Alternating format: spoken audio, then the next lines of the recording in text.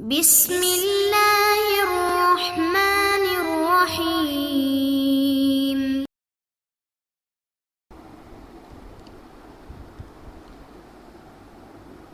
اعوذ باللہ من الشیطان الرجیم، بسم اللہ الرحمن الرحیم۔ الحمد للہ رب العالمین والصلاة والسلام علی سیدنا و حبیبنا محمد و آلہ الطیبین الطاہرین۔ السلام علیکم ورحمۃ اللہ وبرکاتہ۔ ہماری گفتگو عام اور خاص کے بارے میں ہو رہی تھی اور بہت سارے موضوعات کے بارے میں الحمدللہ ہم گفتگو کر چکے ہیں۔ آج کی ہماری گفتگو ایک اہم موضوع کے بارے میں ہے، وہ ہے التمسک بالعام قبل الفحص عن المخصص، یعنی مخصص کے بارے میں تفحص، جستجو اور تحقیق کرنے سے پہلے عام سے ہم تمسک کر سکتے ہیں یا عام سے ہم تمسک نہیں کر سکتے۔ فرض کریں کسی دلیل میں کوئی لفظ عام آیا ہوا ہے، کوئی حکم عموم بیان ہوا ہے، تو کیا ہم اس دلیل کو ایز اٹ از لے سکتے ہیں؟ کیا ہم اس دلیل کو اپنے لیے حجت سمجھ سکتے ہیں کہ جتنے بھی افراد کو یہ دلیل شامل کر رہی ہے ان تمام افراد کے بارے میں ہم اپنی ذمہ داری کو صحیح طرح سے نبھائیں، یا نہیں ہے کسی بھی عام اور کسی بھی مطلق کے بارے میں کوئی دلیل آئی ہوئی ہو تو پہلے مخصص اور مقید کے بارے میں تحقیق کریں،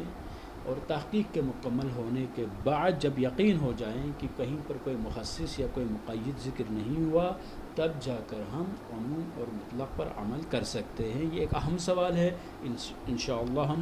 اسی سوال کو صحیح سے سمجھنے کی کوشش کریں گے اور دیکھیں گے کہ علماء اس کے بارے میں کیا فرماتے ہیں۔ علماء اس بارے میں فرماتے ہیں کہ یہاں پر دو حصوں میں اس کے جواب کو ہم تقسیم کر کے آپ کے لیے اس مطلب کو واضح کریں گے۔ ایک ہے محاورات عرفیہ میں عقلاء عالم کی روش۔ ایک محاورات عرفیہ ڈیلی ہماری جو لائف ہے اس میں جب ایک شخص دوسرے سے گفتگو کرتا ہے تو وہاں پر عقلاء عالم کی روش، ان کی سیرت، ان کے طریقہ کار کیا ہے۔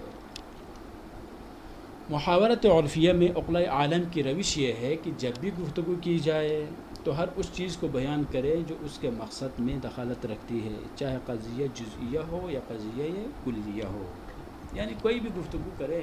اس گفتگو میں کوئی قاعدہ کلی کے بارے میں وہ بات کرنا چاہ رہے ہوں، یا قاعدہ جزئیہ ہے، انسانی پرسنل لائف سے مربوط ہے، یعنی دو فرد سے اس کا تعلق ہے، یعنی پورے معاشرے کے ساتھ، پوری انسانیت کے ساتھ یا پورے ملک کے ساتھ، ایسا نہیں ہے۔ تو وہاں پر عقلاء عالم کی یہی روش ہے کہ آپ جب بھی کسی سے گفتگو کریں تو ہر اس چیز کو بیان کریں جو آپ کے مقصد میں دخالت رکھتی ہے۔ کیوں؟ اس لیے کہ اگر آپ کا مقصد کچھ اور ہو اور بیان کچھ اور کرے تو عقلاء عالم اس چیز کو قبول نہیں کرتے، بلکہ بعض اوقات اس کو مذمت بھی کرتے ہیں کہ آپ نے کیوں اپنے مافی ضمیر کو صحیح طرح سے نہیں پہنچایا، کیوں آپ نے ایسے الفاظ کا انتخاب نہیں کیا کہ جن کی وجہ سے آپ کا مطلب واضح طور پر سامنے آ سکتا تھا۔ یہ سوالات جو ہے عقلاء عالم کرتے ہیں، تو ان کی روش یہ ہے کہ ہر اس چیز کو بیان کریں جو آپ کے مقصد میں دخالت رکھتی ہے۔ اسی وجہ سے کہ بعد از کلام ظاہر کلام کو اخذ کیا جاتا ہے اور اس کے مطابق عمل کیا جاتا ہے۔ اگر گفتگو مکمل ہو گئی ہے، ڈسکشن جو ہے مکمل ہو چکی ہے، تو پھر آپ کی گفتگو سے جو مطلب اخذ کرتے ہیں لوگ، تو اسی ظاہر کو دیکھ کر جو ہے اسی ظہور کلام کو وہ لوگ اخذ کرتے ہیں، اور اس میں جو مطلب سمجھ میں آ رہا ہے یا اس میں جو حکم بیان کیا گیا ہے اس کے مطابق عمل کیا جاتا ہے۔ پھر ڈیلے نہیں کرتے، توقف نہیں کرتے، انتظار نہیں کرتے، بلکہ عاقل ہے۔ بس عاقل ہونے کے تقاضا یہی ہے کہ محاورات عرفیہ میں آپ نے صحیح سے طرح سے اپنے مقصد کو پہنچایا ہے اور دوسروں تک اس کو نقل کیا ہے۔ دوسری جو صورت ہے وہ ہے خطابات قانونیہ میں عقلاء کی روش۔ یہ بات جو ہے پہلی بات جو ہوئی تھی وہ ہے خطابات عرفیہ۔ اب خطابات قانونیہ میں عقلائے عالم کے روش کیا ہے۔ خطابات قانونیہ جن کا تعلق قوانین کے جعل سے ہے، چاہے وہ قوانین بین الاقوامی ہوں، ملکی ہوں یا قوانین محلی۔ اب جو ہے مختلف قسم کے قوانین ہو سکتے ہیں، بعض اوقات انٹرنیشنل جو لاس ہوتے ہیں، بعض اوقات ہم اپنے ملک کے لیول سے جو قوانین بناتے ہیں، بعض اوقات نہیں ملک کے لیول پہ نہیں ہے، مطلب پروونسز لیول پر ہے یا ڈسٹرکٹ لیول پر ہے یا اپنے گاؤں اور محلے میں جو ہم قوانین بناتے ہیں، تو وہاں پر عقلائے عالم کی سیرت اور ان کی روش کیا ہے۔ تو اس میں عقلائے عالم کی روش سابقہ جو قوانین عرفیہ ہے اس کی نسبت سے مختلف ہے۔ پہلی صورت کے برخلاف اس صورت میں عام اور مطلق کو پہلے ذکر کیا جاتا ہے، پھر تدریجاً خاص اور قید کو ذکر کیا جاتا ہے۔ بالکل اپوزٹ ہے اور مختلف ہے۔ قوانین میں ہمیشہ یہی کرتے ہیں کہ پہلے عام کو ذکر کیا جاتا ہے، جنرل لاس کو بنائے جاتے ہیں، اس کے بعد جو ہے آہستہ آہستہ وقت کے گزرنے کے ساتھ ساتھ اس کے لیے جو قید ہوتی ہے یا اس کے لیے جو مخصص ہے اس کو ذکر کیا جاتا ہے، کیونکہ ایک ساتھ تمام تر اطلاقات اور عمومات کو بیان کرنا مقتضائے حال کے مطابق نہیں ہوتا۔ لہٰذا ہم دیکھتے ہیں کہ عام اور مطلق بہت پہلے ذکر کیا جا چکا ہے، جبکہ اس کے تخصیصات اور تقییدات مرور زمن کے ساتھ ساتھ آہستہ آہستہ مقتضائے حال کے مطابق بعد میں بیان کی جاتی ہے۔ جتنی بھی تقییدات ہے یا تخصیصات ہیں، ان کو ایک ساتھ ایسا نہیں ہے کہ ہر چیز کو ایک ہی دن میں بیان کریں، بس جی قانون مکمل A to Z سارے جو ہے ایک ہی دن میں قانون جعل ہو، ایسا نہیں ہوتا، بلکہ کیا کرتے ہیں کہ قانون کلی میں ہمیشہ قوانین ملکی میں بین الاقوامی قانون میں کیا یہی ہوتا ہے کہ عام کو کسی زمانے میں بیان کیا جاتا ہے، اور جب دیکھتے ہیں کہ حالات کے گزرنے کے ساتھ ساتھ اس کے لیے تخصیص کی ضرورت ہے، تقیید کی ضرورت ہے، تو وقت کے گزرنے کے ساتھ ساتھ جو ہے اس میں پھر مخصوص قسم کے جو قیود ہے یا مثلا اس کے ایکسیپشنل جو کیسز ہے ان کو آئیڈینٹیفائی کیا جاتا ہے، اس کو پھر ذکر کرتے ہیں۔ یہی طریقہ تمام قوانین میں ہوتا ہے، عام کسی زمانے میں تو خاص کسی اور زمانے میں۔ اب ہم یہ تو ہو گئی باتیں سارے جو ہے وہ قوانین ملکی بین الاقوامی اور محلی کے بارے میں، لیکن ایسا اصولی ہماری ذمہ داری یہ ہے کہ ہم احکام شرعیہ کو دلیل شرعی سے ثابت کرنا یہ ہمارا فریضہ ہے۔ تو دین مقدس اسلام میں قوانین گزاری کے جو طریقے ہیں، قانون کو جعل کرنے کے جو طریقے ہیں، ان طریقوں کے بارے میں ہم ڈسکس کریں، اس کو واضح کریں۔ تو فرماتے دین مقدس اسلام میں بھی تشریع احکام کی نوعیت اسی طرح ہے، یعنی کس طرح ہے کہ پہلے عام کو بیان کیا جاتا ہے، پہلے بنیادی قواعد بیان ہوئے ہیں، جو عمومی جو قواعد وہ بیان ہوئے ہیں،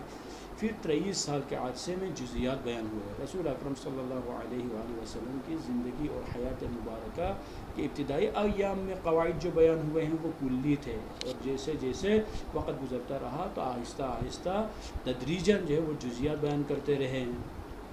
ابتدا میں عام اور اطلاق کو ذکر کیا جاتا ہے، اور پھر تدریجاً مخصصات اور مقیدات کو، جیسے کہ ہم دیکھتے ہیں رسول اکرم صلی اللہ علیہ وآلہ وسلم جو ہے عمومات بیان کر رہے ہیں، اور آپ کے اوصیاء علیہ السلام مخصص اور مقید کو بیان کر رہے ہیں۔ یعنی کیا خود رسول اکرم صلی اللہ علیہ وآلہ وسلم سے ہی ان تعلیمات کو لینے کے بعد صرف یہ ہے کہ حالات پر موقوف ہے۔ بعض اوقات حالات یعنی لوگوں کے جو منٹل جو لیول ہے وقت کے گزرنے کے ساتھ ساتھ اللہ تعالیٰ کے فضل و کرم سے کہ جب لوگوں میں بہتری بھی آ جاتی ہے، بعض اوقات ایسے حالات جو ہے فرض کریں کہ فیوچر میں ایک مسئلہ پیش آنے والا ہے جو اس زمانے میں ابھی تک پیش آیا ہی نہیں ہے، تو پھر کیا کرتے ہیں وہاں پر قاعدہ کلی کو بیان کیا ہوا ہے، لیکن جزیات جو ہے وہ بھی رسول اکرم صلی اللہ علیہ وآلہ وسلم سے ہی بیان ہوئے ہیں، لیکن اس پر عمل درآمد کا جو وقت ہے، اس کی تشریح اور تبیین کا جو وقت ہے، وہ وقت گزرنے کے ساتھ ساتھ جب حالات تقاضا کریں تب جا کر یہ جو چیزیں بیان ہوتی ہے۔ تو یہ کیا ہے، یہ تمام تر قوانین میں عقلائے عالم کی سیرت بھی یہی ہے، اور دین مقدس اسلام میں بھی یہی طریقہ کار ہمیں نظر آتا ہے، کہ کہیں پر ہمیں یہ نظر نہیں آتا کہ پہلے دن رسالت آپ صلی اللہ علیہ وآلہ وسلم کے مبعوث ہونے کے جو پہلا ہی جو دن ہے اسی دن آپ نے تمام تر قوانین کو بیان کیا ہو، ایسا نہیں ہے، بلکہ یہ جو 23 سال پر محیط نبوت کا جو عرصہ ہے، اس عرصے میں آپ صلی اللہ علیہ وآلہ وسلم مختلف حالات، مختلف زمانے، مختلف قسم کے لوگ، ان سب کو دیکھتے ہوئے پھر جو حکم الہی کے مطابق احکام کو، اگر کہیں پہلے حکم کلی بیان ہو چکا ہے تو آپ آہستہ آہستہ جو ہے بعد میں ان کے لیے جزیات بیان کر رہے ہیں، کہیں پر مخصص کو بیان کیا گیا ہے تو کہیں پر مقید کو آپ ذکر کر رہے ہیں. تو یہ سیرہ نبوی صلی اللہ علیہ وآلہ وسلم کی یہی ہے. پس